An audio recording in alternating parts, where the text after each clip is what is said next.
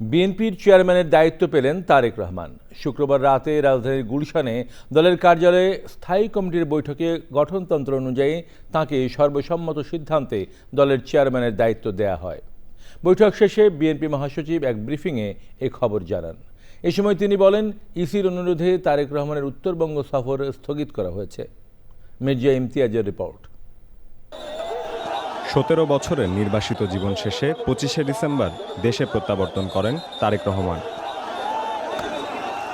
দেশে ফেরার ৫ দিনের মাথায় ৩০শে ডিসেম্বর তার মা, সাবেক প্রধানমন্ত্রী ও দলের চেয়ারপারসন বেগম খালেদা জিয়া ইন্তেকাল করেন। তার মৃত্যুতে দলের চেয়ারপারসনের পদটি শূন্য হয়। শুক্রবার রাতে গুলশানে দলের কার্যালয়ে তারেক রহমানের সভাপতিত্বে বিএনপির জাতীয় স্থায়ী কমিটির বৈঠক হয়। বৈঠকে সর্বসম্মতিক্রমে শূন্য পদে বিএনপির চেয়ারম্যান হিসেবে তারেক রহমানকে দায়িত্ব দেওয়া হয়।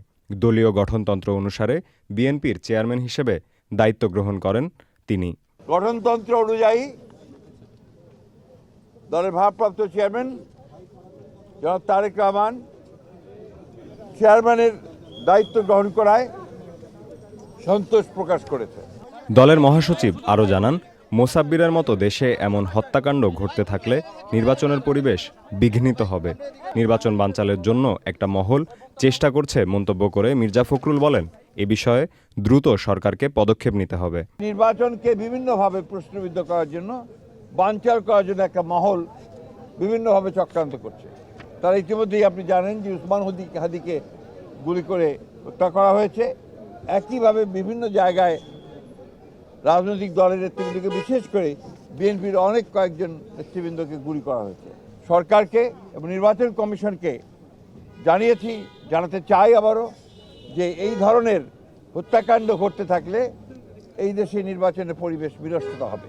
এছাড়া নির্বাচন কমিশনের অনুরোধে ১১ জানুয়ারি তারেক রহমানের উত্তরাঞ্চল সফর স্থগিত করা হয় বলে জানান মির্জা ফখরুল। নির্বাচন কমিশনের অনুরোধে বাংলাদেশ জাতীয়তাবাদী দলের চেয়ারম্যানের এই সফর স্থগিত ঘোষণা করা হয়েছে। শুক্রবার বিকেল থেকে দলের গুলশান কার্যালয়ে ব্যস্ত সময় কাটান তারেক রহমান। ঢাকায় পাকিস্তান ও অস্ট্রেলিয়ার হাইকমিশনার এবং জার্মানির রাষ্ট্রদূত সাক্ষাৎ করেন তারেক রহমানের সাথে।